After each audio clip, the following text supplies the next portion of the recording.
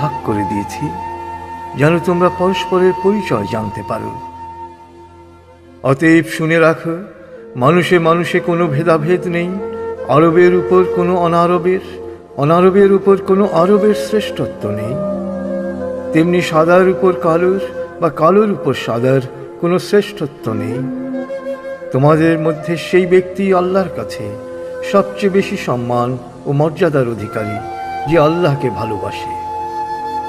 হে মানুষ, শুনে রাখো, অন্ধকার যুগের সকল বিষয় ও প্রথা আজ থেকে বিলুপ্ত হল। জাহিলি যুগের রক্তের দাবিও রহিত করা হলো।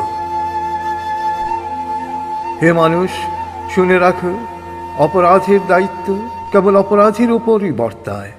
পিতা তার পুত্রের জন্যে আর পুত্র তার পিতার অপরাধের জন্যে দায়ী নয়। হে মানুষ, তোমাদের রক্ত